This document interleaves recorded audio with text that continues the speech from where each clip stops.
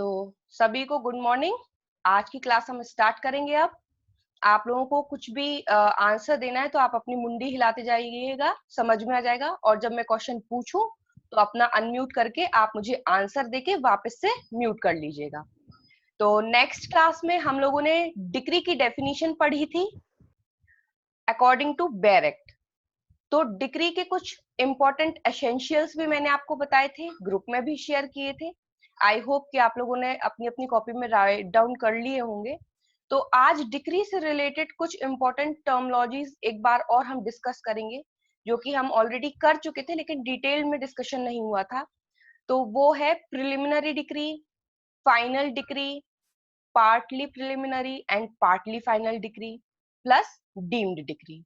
ये कुछ 4-5 टर्मोलॉजीज थी जो हमें डिस्कस करनी थी।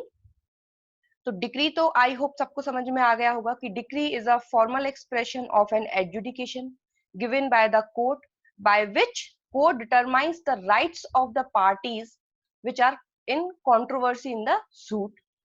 It may be preliminary, it may be final, partly preliminary, partly final, है ना। फिर उसके बाद इसमें दो चीजें इंक्लूड बताई गई थी, जैसा कि rejection of plaint and question determining under section 144, जिसको हमने डीम्ड डिक्री कहा था। हमने कहा था कि जो चीज इंक्लूड की गई होती है वो होती है डीम्ड डिक्री। ठीक है। उसके बाद दो चीजें थी जो इंक्लूड नहीं थी। ऐसी चीजें कौन सी? जो दो चीजें थी वो थी कि एक तो आपका ऐसे एडजुडिकेशन जिनकी अपील ऑर्डर की अपील की भांति होगी वो, प्लस दूसरा वाला पॉइंट था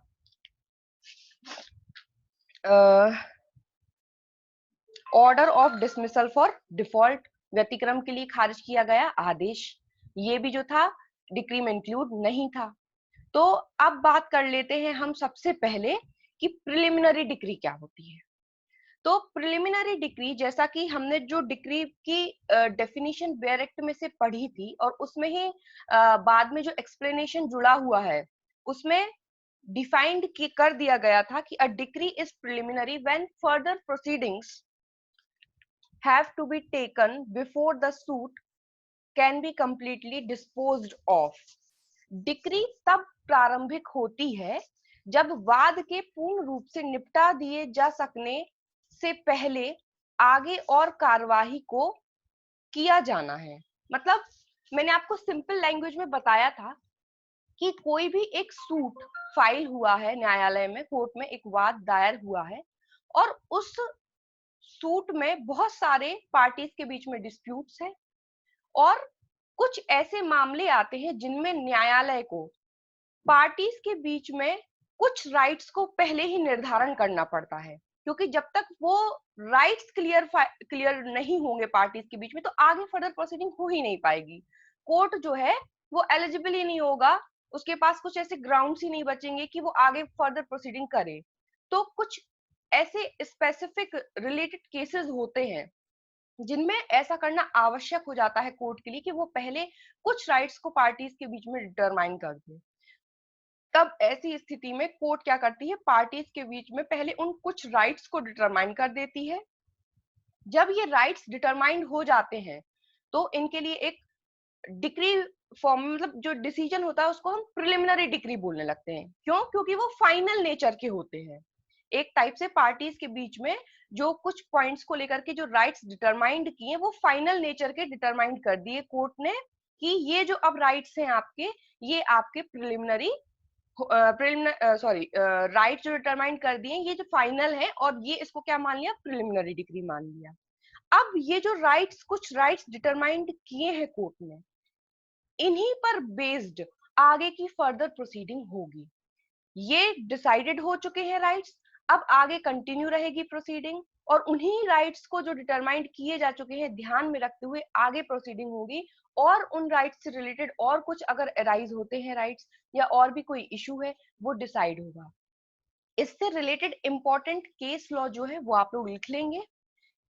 Shankar versus Chandrakant, AIR 1995, supreme court. Shankar versus Chandrakant, AIR 1995। 95 supreme court. ये जो है इस पर एक टाइप से हम कह सकते हैं कि लीडिंग केस मान लीजिए। इसमें सुप्रीम कोर्ट ने प्रिलिमिनरी डिक्री को एक टाइप से डिफाइंड किया। इन्होंने कहा a preliminary decree is one which declares the rights and liabilities of the parties, leaving the actual result to be worked out in further proceeding. Preliminary decree rights और liabilities को determine करती है parties के बीच में, actual result को छोड़ते हुए, जो बाद में डिसाइड कर दिया जाएगा। ऐसा इस केस में कोर्ट ने डिसाइड किया। Then, as a result of the further inquiries conducted pursuant to the preliminary decree, और जो further inquiries होनी है वो जो preliminary decree पास की गई है उसके ही furtherance में होगी, ये भी इन्होंने क्लियर कर दिया।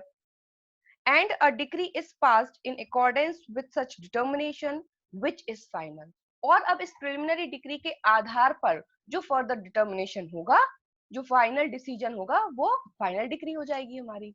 ये इस केस में कहा गया, शंकर वर्सेस चंद्रक। ध्यान रखना है आपको ये केस, ठीक है। अब यहां पर एक और चीज है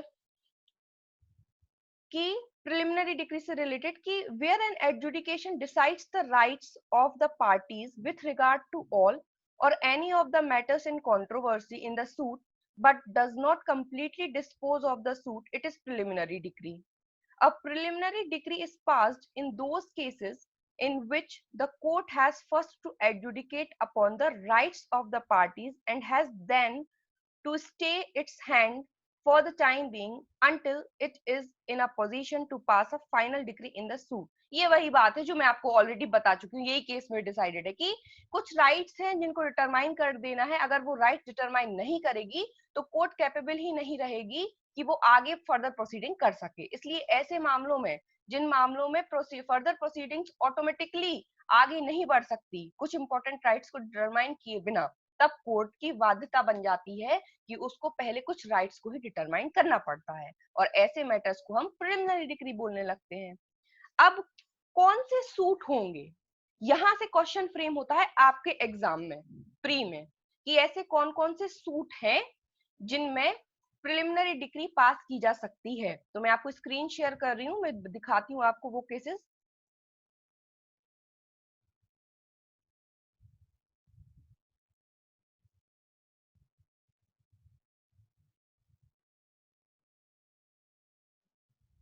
सभी को स्क्रीन शो हो गई? मुंडी हिला दो दिव्या, स्क्रीन शो हो रही है? ठीक है, देखिए yes, ये है वो सूट की लिस्ट, ये है वो मैटर्स जिसमें प्रिलिमिनरी डिक्री जो है पास की जाएंगी। Suit for possession and mesne profit, ठीक है। Order 20, rule 12, administration suit, order 20, rule 13, suit for preemption, ये सुफाधिकारों से संबंधित वाद होता है, order 20, rule 14, suit for dissolution of partnership, order 20, rule 15, suit for accounts between principal and agent, order 20, rule 16, suit for preemption and separate possession, order 20, rule 18, suit for foreclosure of a mortgagee, order 34, rule 2, 3, suit for sale of mortgage property, order 34, rule 4 and 5, suit for redemption of a mortgage, order 34 और rule 7 and 8। तो इनमें orders भी लिखे हुए हैं, तो Hindi medium वाले जो है वो डायरेक्ट में से हिंदी में इसको देख लेंगे, इजी रहेगा। मैं बाद में ये ग्रुप पर शेयर भी कर दूंगी, ठीक है। तो अब ये जो लिस्ट है ना, ये एग्जॉस्टिव नहीं है। एग्जॉस्टिव नहीं है मतलब बहुत ज्यादा लंबी नहीं है, जितनी ये बता दी गई है इतनी ही है। इन्हीं में जो है कोर्ट प्रिलिमिनरी डिक्री पास कर सकती है। मतलब कुछ सिलेक्टेड मैटर्स हैं जिनमें प्रिलिमिनरी डिक्री पास होती है, वो सिलेक्टेड मैटर्स ये हैं। यहां से एक क्वेश्चन आपको प्री में फ्रेम होने की बहुत अधिक संभावनाएं होती हैं। वो पूछ लेगा कि सुफा अधिकारों से संबंधित वाद, डिसोल्यूशन ऑफ पार्टनरशिप संबंधित बात, एडमिनिस्ट्रेशन सूट, और इसके अलावा एक चौथा ऑप्शन दे देगा जिसमें प्रिलिमिनरी डिग्री पास नहीं होती, और पूछ लेगा निम्न में से कौन सा वाद है जिसमें प्रिलिमिनरी डिग्री पास नहीं हो सकती। ऐसे क्वेश्चन बन जाते हैं। या 3 अलग ऑप्शन दे देगा, एक दे देगा, पूछ लेगा बताइए कौन सा वाद है जिसमें प्रारंभिक डिग्री पास हो सकती है। यहाँ से इस टाइप का एक क्वेश्चन बनता है। ठीक है, तो ये लिस्ट है, मैं आपको ग्रुप पर भी शेयर कर दूंगी।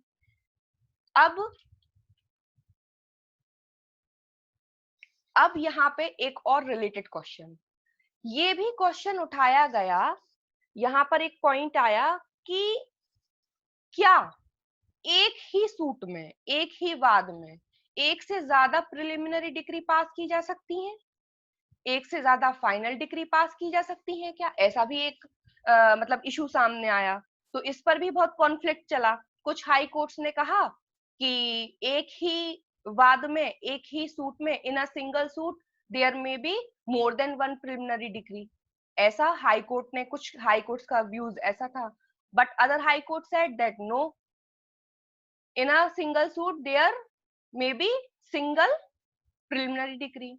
एक ही वाद में एक ही प्रिलिमिनरी डिग्री हो सकती है, एक ही फाइनल डिग्री हो सकती है। लेकिन कुछ हाई कोर्ट्स का व्यू क्या था कि नहीं, एक ही सिंगल सूट में, सिंगल वाद में एक से ज्यादा प्रिलिमिनरी डिग्री हो सकती है और एक से ज्यादा फाइनल डिग्री भी हो सकती है। ठीक है, तो अब यहाँ कॉन्फ्लिक्ट था, तो कुछ इंपॉर्टेंट केस लॉज है यहाँ पे। जैसे एक आप लिख सकते हैं, सुप्रीम कोर्ट का एक केस लॉ है Phoolchand versus Gopal Lal. Phoolchand versus Gopal Lal. In this case, Supreme Court decided that in suit relating to partition, there may be more than one preliminary decree. There may be more than one preliminary decree. कौन से suit में? Partition suit में। तो इस case में, Phoolchand versus Gopal लाल के case में, supreme court ने कह दिया कि जो पार्टीशन से रिलेटेड सूट्स होंगे उनमें एक से अधिक प्रारंभिक डिग्री पास की जा सकती हैं। साथ साथ कोर्ट ने ये भी क्लियर कर दिया कि लेकिन हम ये जो डिसीजन दे रहे हैं वो हम सिर्फ पार्टीशन के सूट से रिलेटेड मैटर्स की बात कर रहे हैं, हम अदर मैटर्स की बात नहीं कर रहे हैं। हमने जो 9 मैटर्स देखे ना कि 9 मैटर्स में प्रिलिमिनरी डिग्री पास की जा सकती, तो इस केस में उन्होंने क्लियर कर दिया कि हम सिर्फ पार्टीशन वाले सूट की बात कर रहे हैं कि पार्टीशन वाले सूट में एक से ज्यादा डिग्री दी जा सकती है। अदर सूट पर ये केस मौन रहा, इसने कह दिया अदर सूट से हमें कोई लेना देना नहीं है। ये हो गया एक केस। उसके बाद अब जो जनरल रूल है, ऑर्डिनरी रूल तो यही है कि there will be one preliminary decree and one final decree in one suit. सामान्यतः नियम ये है कि एक वाद में एक ही प्रारंभिक डिग्री होगी और एक ही अंतिम डिग्री होगी, लेकिन ये सिर्फ सामान्य रूल है। अब ये डिपेंड हो गया डिसीजंस पे, क्योंकि जब हम बेयर एक्ट में डिग्री की डेफिनेशन पढ़ी तो कहीं पर भी डिग्री की डेफिनेशन जब हमने स्टडी करी तो लैंग्वेज में कहीं पर भी ऐसा नहीं लिखा था कि एक से ज्यादा प्रिलिमिनरी डिग्री पास नहीं हो सकती। तो ये एम्बिग्युइटी हो गई थोड़ी सी। तो यही जो है आगे केसेस में डिसाइड किया गया। अब ये ब्रिटिश काल के टाइम के कुछ केस लॉज हैं, सिर्फ सुन लीजिए, इंपॉर्टेंट नहीं है। जैसे मद्रास हाई कोर्ट ने किस 1919 मतलब ये कब हो गया, जब वही ब्रिटिश काल का समय। तो मद्रास का हाई कोर्ट ने एक केस था गुलूसम बीबी वर्सेस अहमद शाह रौथर।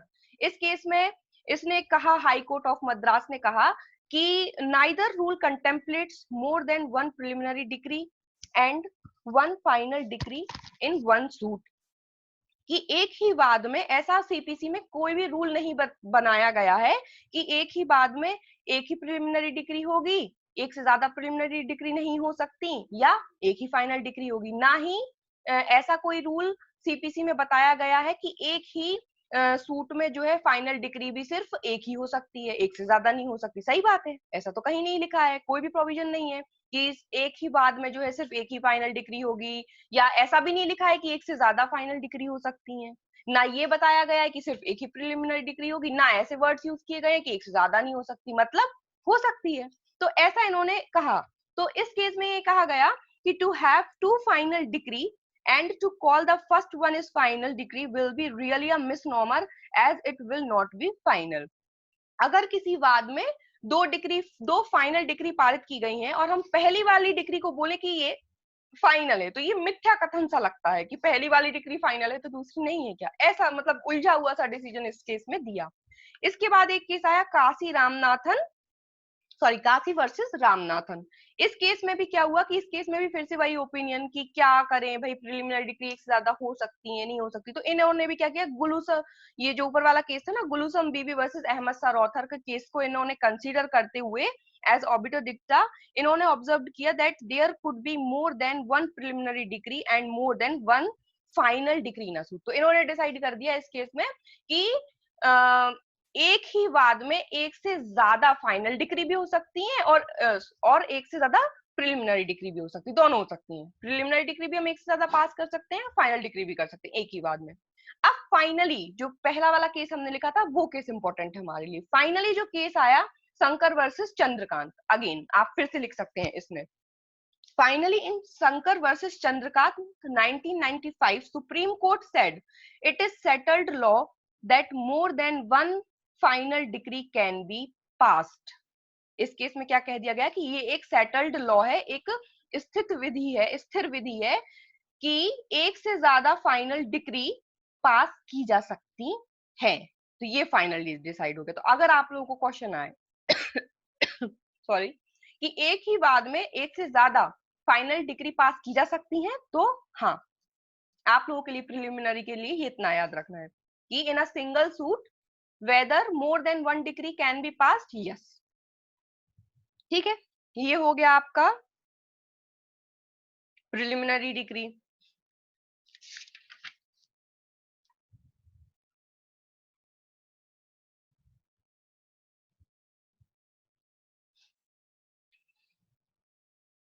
अब देख लेते हैं फाइनल डिग्री।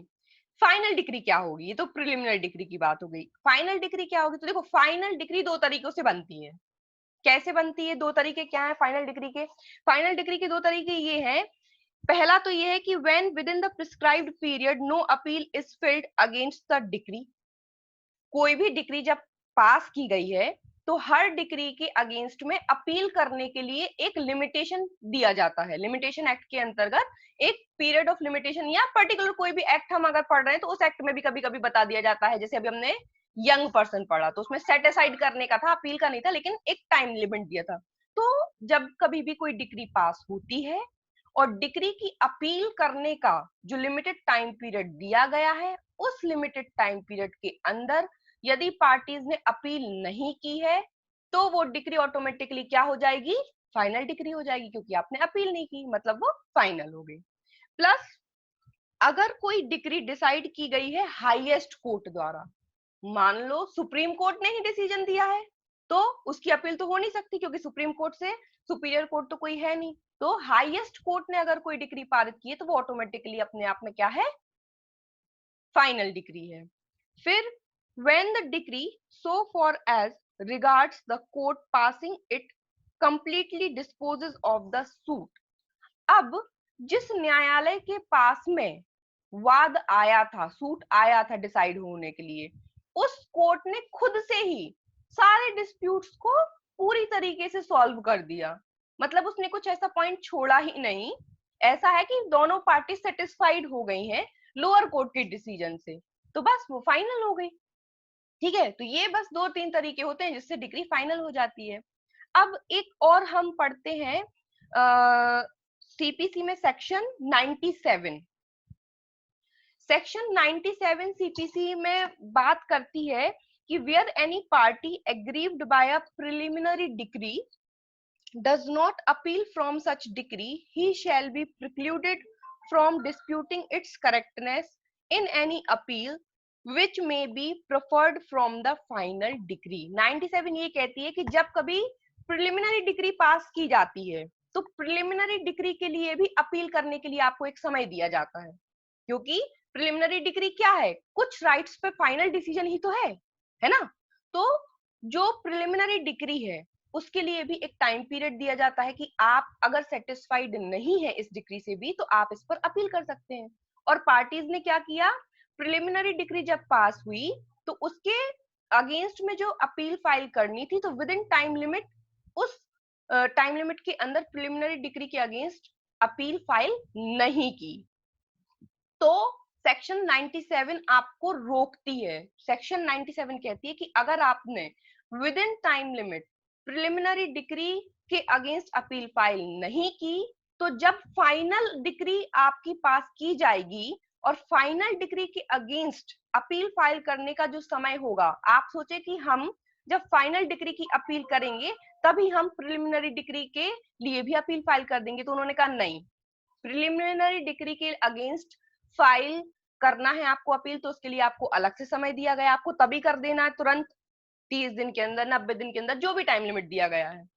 अगर आपने तब नहीं किया, तब फाइनल डिक्री के अगेंस्ट जो अपील होगी आपको वहां पर प्रिलिमिनरी डिक्री की अपील करने नहीं दी जाएगी। क्यों? क्योंकि मैं पहले ही बता चुकी हूं कि प्रिलिमिनरी डिक्री ऐसे मैटर्स में पास की जाती है जिनमें कोर्ट की बाध्यता बन गई है कि उसको पहले कुछ राइट्स को डिटरमाइन करना पड़ेगा।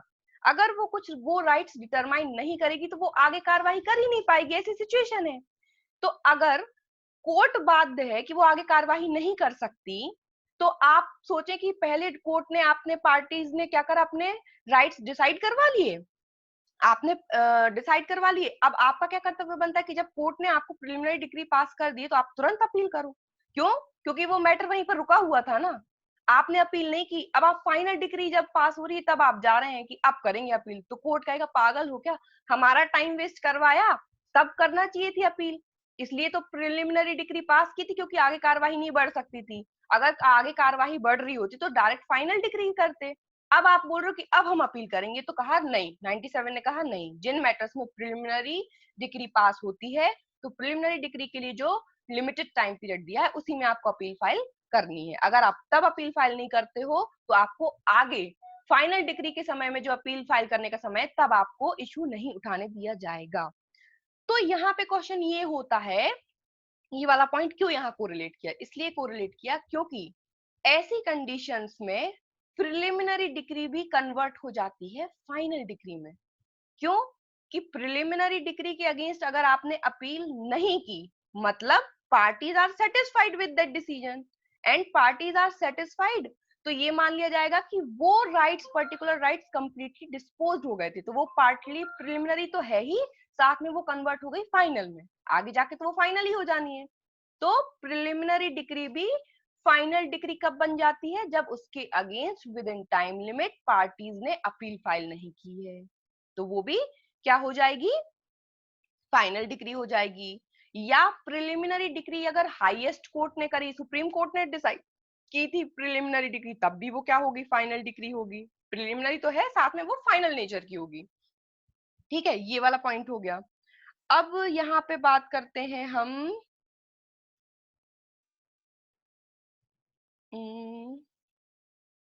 आई थिंक फाइनल डिग्री और प्रिलिमिनरी डिग्री हो चुका हमारा। ठीक है, ठीक है, partly preliminary and partly final. अब इसको थोड़ा सा देख लेते हैं। ठीक है, अंशतः प्रारंभिक और अंशतः अंतिम डिग्री, ये क्या होती है? अ डिग्री में be partly preliminary and partly final. जैसे कि in a suit for possession of immovable property, ध्यान से सुनना, in a suit for possession of immovable property with mesne profit, एक वाद दायर किया गया है न्यायालय में, काय के लिए? स्थावर संपत्ति के पोजेशन के लिए, साथ साथ में मैसने प्रॉफिट, मतलब स्थावर संपत्ति का पोजेशन भी चाहिए और साथ में आपको मैसने प्रॉफिट भी चाहिए। मैसने प्रॉफिट की हिंदी टर्मोलॉजी क्या है? अंतःकालीन लाभ। मतलब दो पार्टीज हैं, दो पार्टीज ने न्यायालय में एक सूट फाइल किया जिसमें उन्होंने क्या डिमांड की कि सर हमें पोजेशन पे भी डिसीजन चाहिए, साथ साथ में अंतःकालीन लाभ पे किसका डिसीजन होगा। तो अब यहाँ पे क्या हुआ, इस केस में कोर्ट ने डिसाइड किया, कोर्ट ने डिसाइड किया कि decree possession of the property and direct an inquiry into the mesne profit. तो कोर्ट ने पोजेशन के लिए तो डिक्री पास कर दी, मतलब ए या बी दो पार्टीज थी, तो उसने कह दिया कि पोजेशन ए को मिलता है, और मैस ने प्रॉफिट के लिए उसने क्या ऑर्डर कर दिया कि इंक्वायरी होगी, इंक्वायरी कंडक्ट कर दी। तो एक ही केस था, एक ही केस में दो इशू थे, तो दो इशू में से एक को क्या कर दिया कि डिक्री पोजेशन की पास कर दी, तो वो हो गई क्या कहलाएगी, प्रिलिमिनरी डिक्री। मतलब डिक्री का पहले पोजेशन वाला इशू उन्होंने सॉल्व कर दिया, ये हो गई पार्टली प्रिलिमिनरी। और मैस ने प्रॉफिट के लिए क्या किया, इंक्वायरी कंडक्ट की। मतलब कि अब जब इंक्वायरी हो जाएगी और इंक्वायरी की रिपोर्ट जब आएगी कोर्ट के पास, उसके बाद वो इस मैस ने प्रॉफिट पे ऑर्डर जारी करेगा कि किसको मिलना है किसको नहीं मिलना है। तो ये हो गई पार्टली प्रिलिमिनरी और पार्टली फाइनल। पोजेशन के लिए पार्टली प्रिलिमिनरी पास हो गई और इंक्वायरी के बाद हो गई, तब वो फाइनल बन जाएगी। तो जब इंक्वायरी हो जाएगी, मैस ने प्रॉफिट किसको मिलना है, डिसीजन हो जाएगा, पूरा ओवरऑल डिस्प्यूट्स खत्म हो जाएंगे, तब वो फाइनल डिग्री होगी। तो ये हो गई पार्टली प्रिलिमिनरी और पार्टली फाइनल। आई होप समझ में आ गया होगा। ठीक, अब देख लेते हैं deemed decree. Deemed decree as such कोई बहुत ज्यादा टफ नहीं है। डीम्ड डिग्री में इसमें सिंपली ये कहा गया है, मीनिंग में बताया गया है कि the term deemed is generally used to create a statutory fiction for the purpose of extending the meaning which it does not expressly cover। जो डीम्ड, एक डीम्ड जो वर्ड है, ये एक लीगल फिक्शन है। इसको यूज किया जाता है किसी भी टर्मोलॉजी का मीनिंग को एक्सटेंड करने के लिए। क्योंकि जब हमने डिग्री की डेफिनेशन पढ़ी तो उन्होंने कुछ लिमिटेड चीजें गिना दी कि भाई ऐसा ऐसा ऐसा होगा तो ही डिग्री होगी, मतलब बाकी चीजें तो डिग्री होंगी नहीं। तो इसलिए डीम्ड वर्ड उन्होंने यूज किया उन दो पॉइंट्स में, जैसे मैंने आपको बताया था ना कि ये डीम्ड डिग्री है। एक तो 144 के अंदर मैटर डिसीजन करना और रिजेक्शन ऑफ प्लेंट, ये क्या है, डीम्ड डिग्री है। तो डीम्ड वर्ड इंक्लूड कर दिया, मतलब उन्होंने एक्सटेंड कर दिया उसको कि हम ये भी मान करके चलेंगे। तो डीम्ड का मतलब होता है एक्सटेंशन। बस अब यहाँ पे एक इंपॉर्टेंट केस लिख लीजिए, CIT versus Bombay trust corporation. CIT capital letters में आएगा, CIT versus Bombay trust corporation. Privy council का केस है ये, ठीक है। तो इसमें प्रिवी काउंसिल के केस में इसने कहा था, when a person is deemed to be something the only meaning possible is that whereas he is not in reality that something, the act or parliament or the legislature requires him to be treated as if he were। मतलब यहाँ पे उन्होंने deemed, इस case में deemed मतलब को उन्होंने clarify किया है। तो CIT versus Bombay trust corporation में प्रिवी काउंसिल ने कहा कि जब हम किसी पर्सन को डीम्ड टू बी समथिंग मान लेते हैं, हम ये मान लेते हैं कि ये पर्सन कुछ है, तो भले ही वो रियलिटी में वो पर्सन कुछ नहीं है, लेकिन in the eyes of particular act, parliament और लेजिस्लेचर उसको ये मान के चलता कि हाँ ये कुछ है, ठीक है। तो इसका मतलब ये है कि एक्चुअलिटी में भले ही कोई पर्सन कुछ नहीं है, लेकिन अगर डीम्ड वर्ड लग गया है तो in the eyes of parliament, कोई पर्टिकुलर लॉ और लेजिस्लेचर के आंखों में क्या है, वो मान लिया जाएगा कि हाँ वो चीज है। क्यों? क्योंकि उसमें डीम्ड वर्ड लग गया है। क्लियर? तो ऐसा ही डीम्ड डिग्री के साथ है। तो इसमें भी यही लिखा था कि deemed decree under CPC, CPC के अंदर डीम्ड डिग्री क्या है, तो under CPC deemed decree are the questions determined under section 144 and rejection of plaint. वो कल बता ही चुके हैं, तो ध्यान रखना ये डीम्ड डिग्री वाला, इससे क्वेश्चन आते हैं। अब जो सेक्शन 144 है कि सेक्शन 144 के अंतर्गत जो क्वेश्चन डिटरमाइंड होगा वो डीम्ड डिग्री माना जाएगा। लेकिन ये याद रखना है कि सेक्शन 144 के अंतर्गत जब कोई मैटर डिसाइड होगा, तो जब वो फाइनली डिसाइड होगा तब उसको हम डीम्ड डिग्री मानेंगे। ऐसा नहीं कि सेक्शन 144 के अंतर्गत कोई छोटे मोटे ऑर्डर पास कर दिए तो हम हर ऑर्डर को डीम्ड डिग्री मानने लगेंगे। जो फाइनल नेचर का ऑर्डर होगा, सेक्शन 144 के अंतर्गत पार्टीज के रिलेटेड राइट्स जब फाइनली डिस्पोज ऑफ होंगे, फाइनल नेचर का डिसीजन मतलब कोर्ट ऑर्डर पास करेगा, उसको हम क्या मानेंगे, डीम्ड डिग्री। खैर इतना डीप में आपको आएगा नहीं, ये तो अगर आप कभी मेंस लिखे तो उसमें आप मेंशन कर सकते हैं थोड़ा अपना आंसर को और ज्यादा इफेक्टिव बनाने के लिए। कि जैसे उन्होंने पूछा डीम्ड डिग्री क्या है, तो आपने मेंशन किया कि डीम्ड डिग्री जो है ये दो पॉइंट्स है, जो 2.2 में बताए गए हैं, तो आप उसको एलेबोरेट करने के लिए लिख सकते हैं कि लेकिन 144 के अंतर्गत हम किसी डिग्री को डीम्ड डिग्री तभी मानेंगे जब उसमें फाइनल नेचर का ऑर्डर कोर्ट पास करेगी। अगर कोई छोटे मोटे ऑर्डर पास किए गए हैं तो उसको हम डीम्ड डिग्री नहीं मानेंगे। ये आपको मेंस के हिसाब से हो गया, ठीक है। आपको भी प्री के हिसाब से क्या याद रखना है कि डीम्ड डिग्री क्या है, 2.2 में है और वो 2 पॉइंट्स है। क्लियर?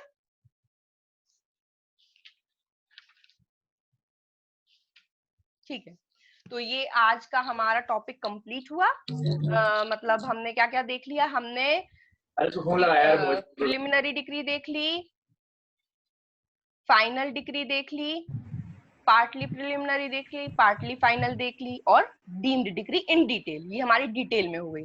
2-3 केस लॉज हो गए, ये केस लॉज आपको याद रखने हैं और सेक्शंस याद रखने हैं, ठीक है। आप लोग अपना ऑडियो खोल सकते हैं। खोल लिया?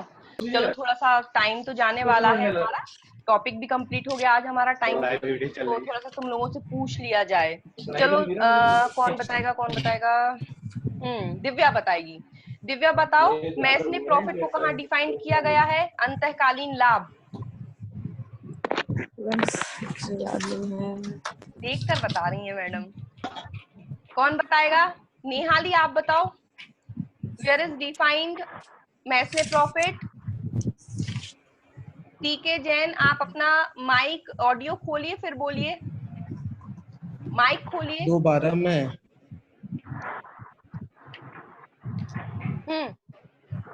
कौन बता रहा था? 2.12 2.12 मैं बता रहा हूँ। 2.12। दिव्या, पढ़ाई की है नहीं? ऑर्डर कहाँ डिफाइन है? हाँ बताओ, ऑर्डर कहाँ डिफाइन है? 214। Very good. Rule? 2.18। Judgment debtor, निर्णीत ऋणी? 210। हाँ, और इसके साथ क्या पढ़ेंगे? जजमेंट डेटर के साथ निर्णीत ऋणी के साथ क्या पढ़ना है? डिक्रीदार। कहाँ पर है डिक्रीदार? डिक्री होल्डर, है ना। डिक्री होल्डर और जजमेंट डेटर साथ में पढ़ते हैं, ठीक है। और क्या बताया था? गवर्नमेंट प्लीडर, प्लीडर और पब्लिक ऑफिसर कहाँ कहाँ है तीनों? गवर्नमेंट प्लीडर 7 में, प्लीडर 15 में और 17 में पब्लिक ऑफिसर, है ना। जज और जजमेंट 8, 9 8 और 9 में दिया। न्यायाधीश और निर्णय 8, 9 ऐसे पढ़ना है रिलेट कर करके। मूवेबल प्रॉपर्टी, जंगम संपत्ति 2.13 में, है ना। लीगल रिप्रेजेंटेटिव, विधिक प्रतिनिधि 2.11 में। 2.11। इससे रिलेटेड सेक्शन भी बताई थी। सेक्शन कौन सी है? 50 और 51। 50 11 के साथ 50 में बताया गया है ना। सीपीसी कब लागू हुई? 1 जनवरी 1909। 1909। और अमेंडेड सीपीसी कब लागू हुई? 1 जुलाई 2002, है ना। जम्मू और कश्मीर पे अभी ये लागू है या नहीं है? सीपीसी है लागू है मैम। एक्ट का नाम बताओ। Jammu and Kashmir reorganisation act 2019। Very good, ठीक है। कहाँ लागू नहीं है सीपीसी? नागालैंड राज्य और अन्य जनजाति क्षेत्रों में। ये जनजाति क्षेत्र कौन सा जनजाति क्षेत्र है? भारतीय संविधान की 6वीं अनुसूची में बताए गए हैं। असम जनजाति, है ना। पहले तो वर्ड याद रखना है, असम जनजाति, जो कॉन्स्टिट्यूशन की शेड्यूल 6 में बताया गया है ना। इसमें सीपीसी में टोटल कितनी सेक्शंस हैं? 158। ऑर्डर कितने हैं? 51। Very good. प्रिलिमिनरी वाला पार्ट कहाँ से कहाँ तक चलता है? सेक्शन 1 से 1 to 8। और फिर उसके बाद कौन सा चैप्टर स्टार्ट होता है? Chapter first